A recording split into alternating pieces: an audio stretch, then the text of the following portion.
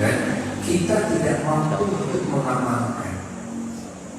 Karena tentu dalam kehidupan ini tidak semua orang mampu melakukan kebaikan.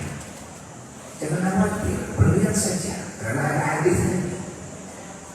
Orang yang punya cita-cita seperti si A, si B, dia berilmu, dia ahli amal, dia ahli kebaikan kepada sesama makhluk, pada banyak orang.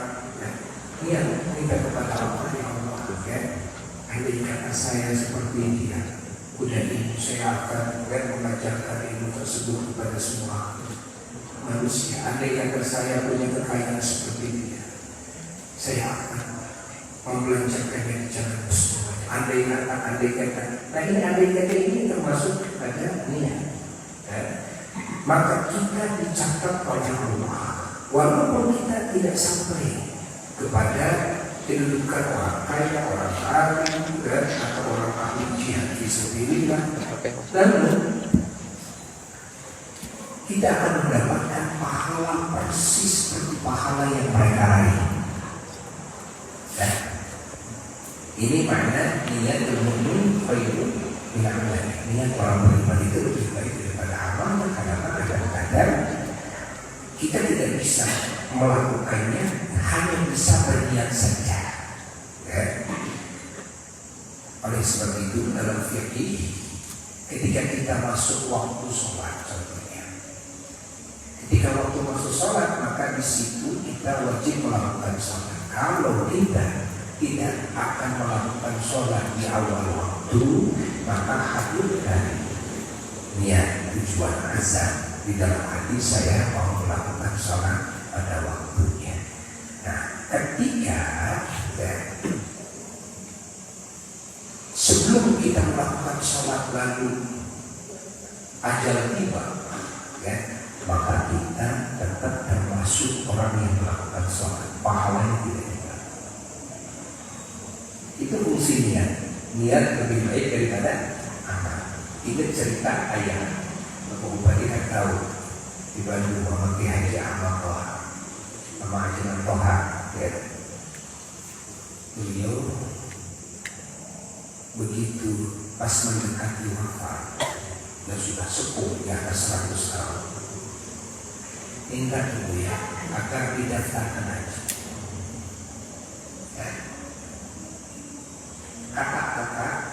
Kata-kata komen sama kan sudah sepuh, merepotkan. Gimana kalau sakit, gimana kalau meninggal, bisa macam-macam lah. Apa langsung marah kepada anak-anaknya? Kata apa? Kayak yang tidak rajin saja. Katanya kayak yang tidak rajin saja. Kan kalian sudah rajin. Apa susahnya ini? Andai kata apa mati, kan sudah punya pahala. Pahala langsung melaksanakan haji dengan utuh, maka langsung mengajarkan, menanamkan niat. Walaupun andai kata besok akan kiamat umpamanya, itu urusan apa? Urusan kita bukan itu. Urusan kita bagaimana menanamkan niat ibadah.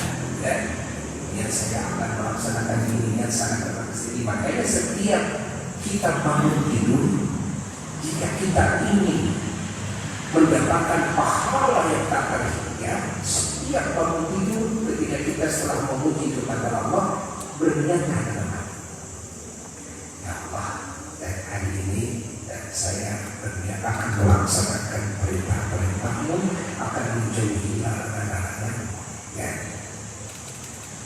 Niatkan itu setiap agar apa? Agar kita mendapatkan pahalanya, walaupun pada prakteknya masih banyak yang kita tidak bisa melaksanakannya karena keterbatasan kita, tapi tetap pahala sudah kita dapatkan. Itu hebatnya niat. Itu hebatnya niat. Ya Allah.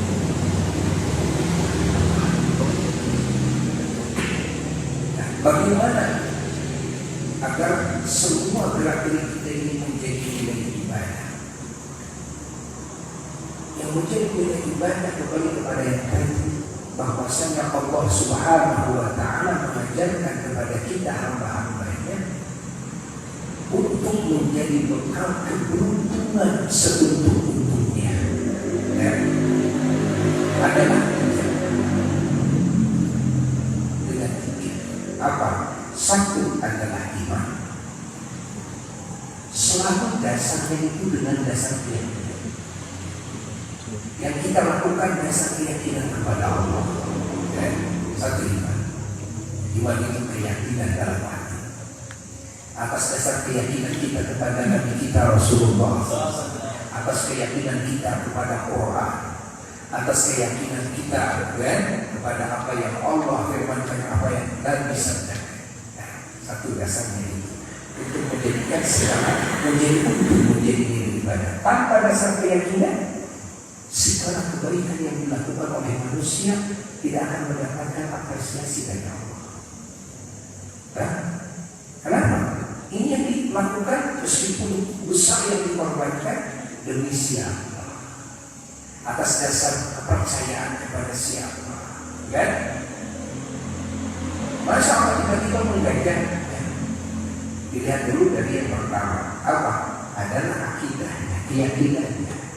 Adakah keyakinan waktu melakukan sesuatu, waktu meninggalkan sesuatu dalam hidupnya, yang keyakinannya ini adalah kepada Allah, yang keyakinannya ini kepada Nabi Muhammad sallallahu alaihi wasallam?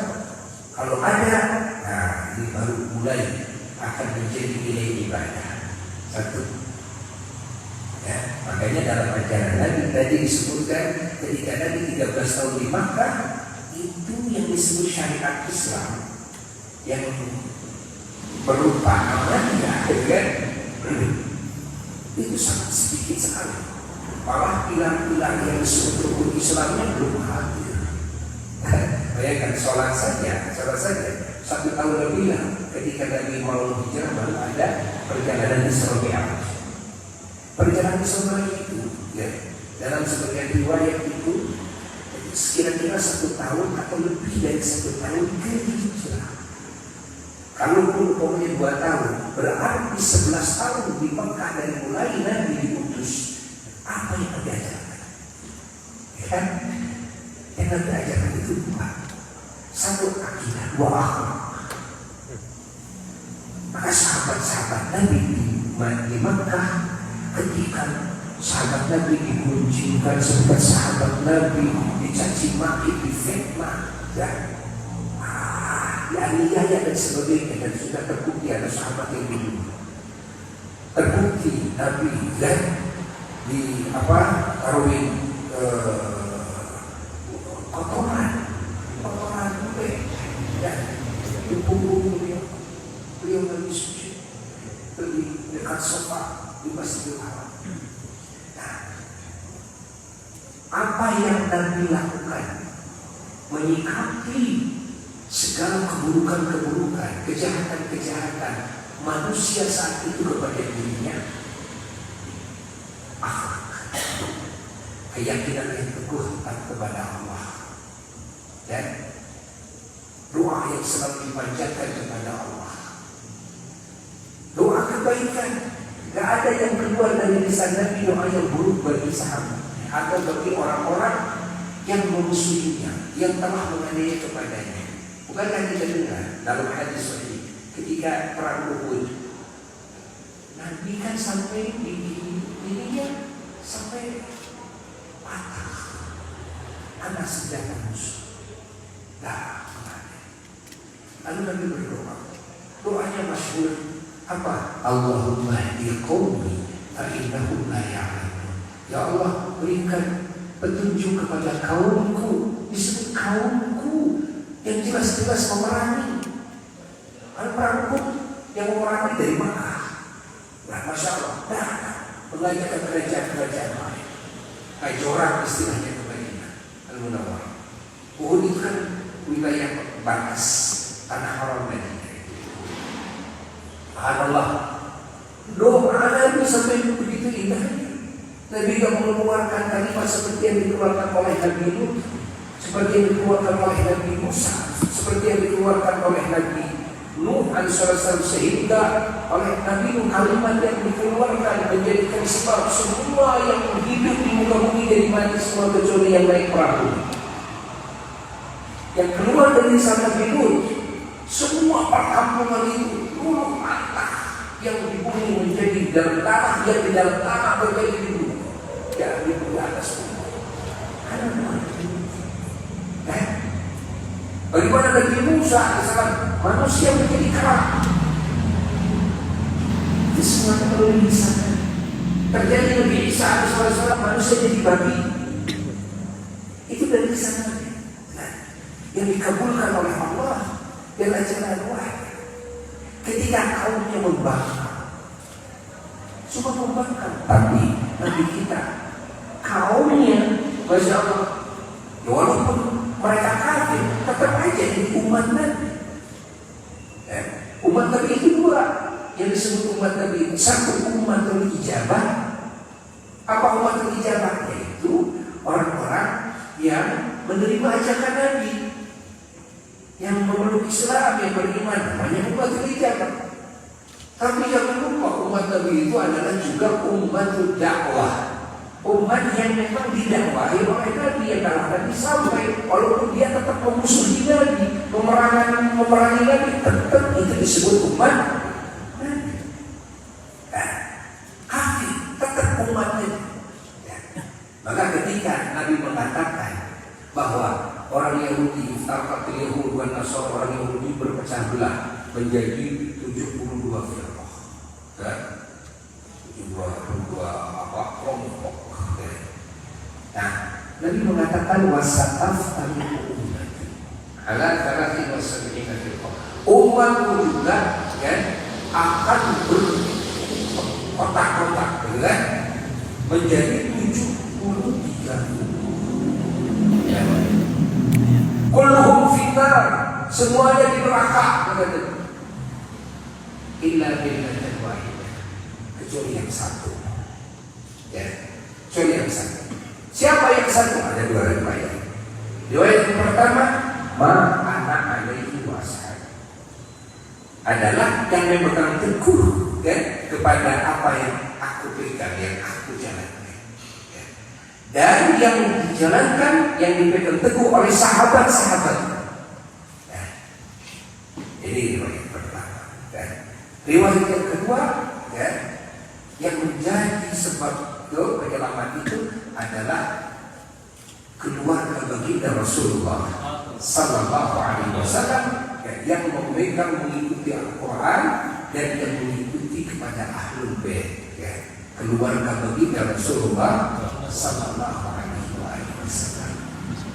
Nah, hadis yang ini bahwa umat Rasulullah SAW akan berpecah belah menjadi 73 golongan yang selamat yang satu ini. Apakah yang berpecah belah ini umat Islam? Para ulama Ahlussunnah wal Jamaah mengatakan bukan, bahwa orang-orang yang beriman insya Allah akan masuk surga semua. Nah, jadi yang menjadi berpecah belah yang akan masuk neraka yang 72 golongan itu siapa? Mereka adalah dari umat dakwah, dari umat Rasulullah SAW, dan namun umat dakwah sampai kepada mereka, tapi mereka tidak menerima dakwah. Nah, dari pemikiran mereka itu menjadi 72 pemikiran, kan? Paham? Adapun yang satu adalah umatul ijabah, adalah semua umat Kanjeng Nabi Muhammad. Semuanya insya Allah akan menjadi ahli surga, semuanya. Namun Nabi sudah disyaratkan, yang masuk menjadi ahli surga itu ada beberapa model. Model pertama, masuknya surga bighairi hisab, tanpa dihisab dulu. Ini dikatakan tanpa diproses, tanpa diaudit, tiba-tiba bangkit segala macam langsung masuk surga. Mereka dikumpulkannya di VVIP, Di mana? Di bawah naungan karakternya Allah, bayangkan. Di bawah naungan karakternya Allah. Yang lain di audit, yang lain diperiksa semuanya, segalanya diperiksa. Ini cuma lewat aja. Masya Allah. Melintas di siratal mustaqim itu seperti kilat. Dan kita mengatakan yang melintas di siratal mustaqim macam-macam. Ada seperti kilat, matanya. Padahal jarak dari sebelah sini ke pintu gerbang surga itu jaraknya menurut riwayat yang paling pendek aja jaraknya 3.000 tahun.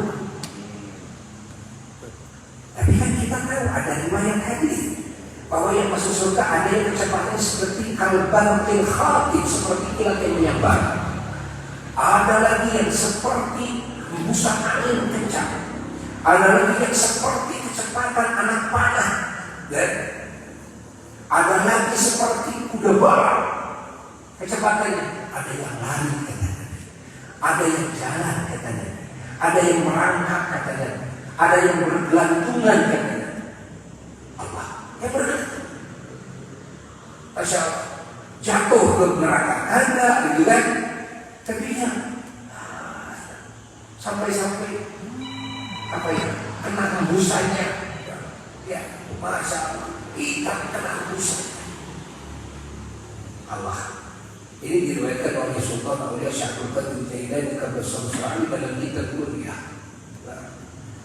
Namun sampai juga ketika sampai di pintu gerbang surga, di situ ada lautan ya, untuk menyamai rupa. Menjadi rupa. Menjadi rupa gimana? Yang sudah tua semuanya, yang kecil semuanya menjadi seimbang. Rupanya seperti rupa Nabi Adam alaihissalam. Semuanya seimbang usianya, kira-kira 33 tahun. Ya? Wanita yang nenek-nenek semua yang sudah hilang giginya setelah terbiasa, itu semuanya dirubah menjadi perawan semua. Dan itu dihisab dulu. Dan dihisab itu ada dua. Ada dihisabnya yang berat. Contoh seperti mana yang berat? Segala dijadi-jadiin. Berapa kamu suka sholat nggak? Ya. Berapa waktu sholat? Coba rukun sholat berapa?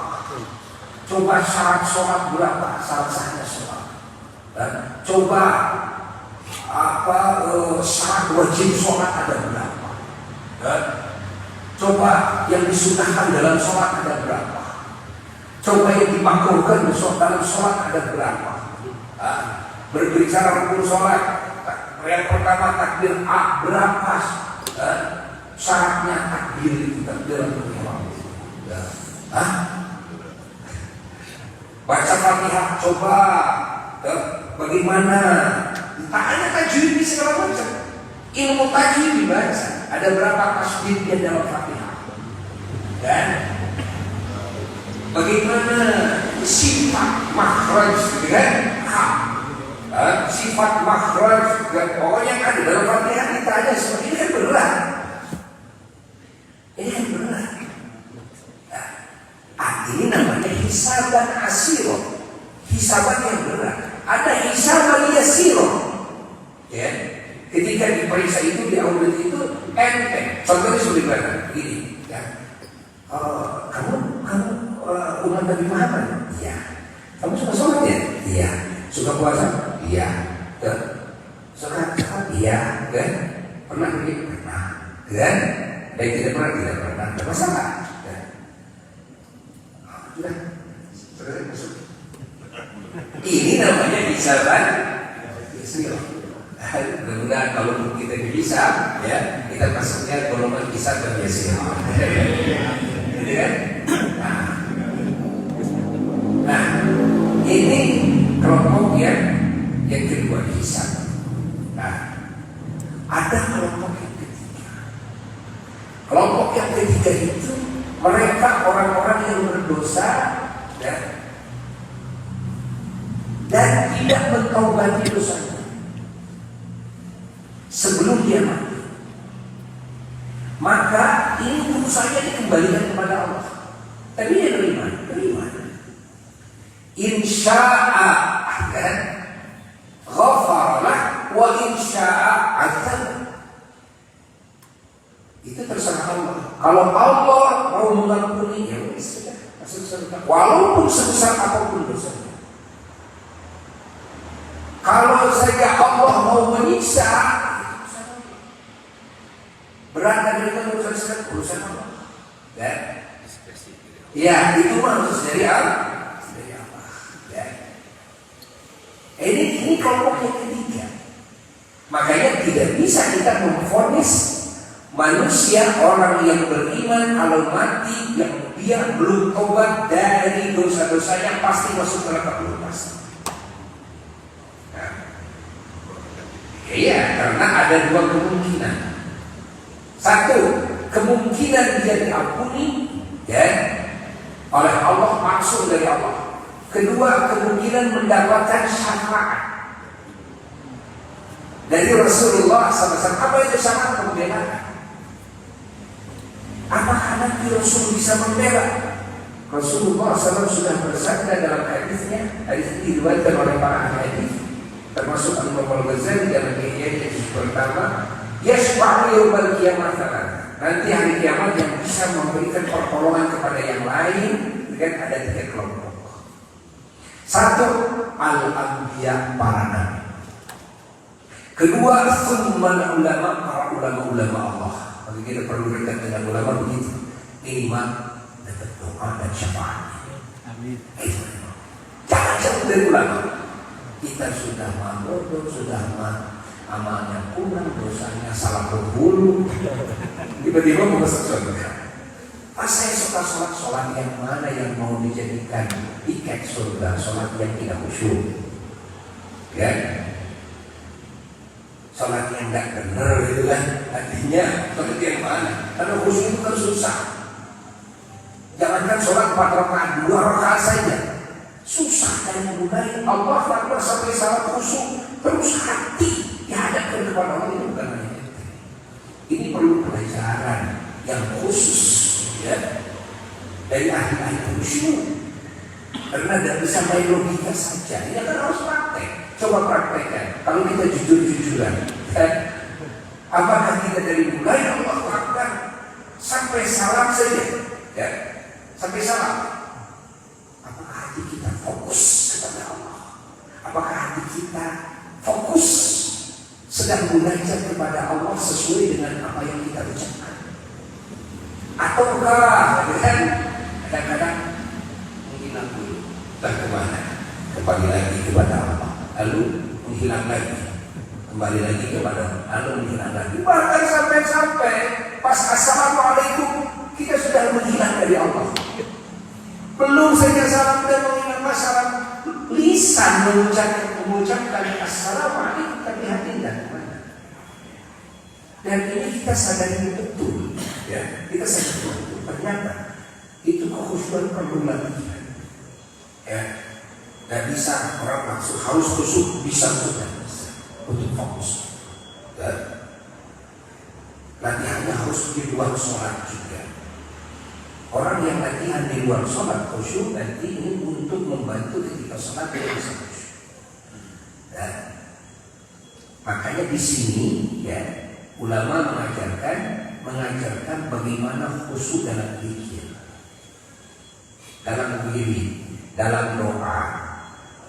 Untuk apa? Ini sebetulnya untuk latihan ketika sholat. Amalan yang paling utama itu kan, nah kita diharapkan bisa khusyuk. Kalau orang tidak latihan di luar sholat, ya, maka ketika sholat akan gagal terus, bisa diobak-abik oleh syaitan. Jangan bisa, khususnya sebentar, namanya sholat prayola. Sholat orang yang berwak, ya, artinya hitam putih, kita ujungnya tinggi tapi, nah, seperti itu, ya. Allah.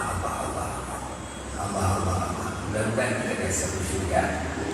Jadi Allah sudah mengatakan dalam Quran, Innallaha la yaghfiru an yushraka bihi wa yaghfiru ma duna dzalika liman yasha. Allah sudah bikin undang-undang Inna Allah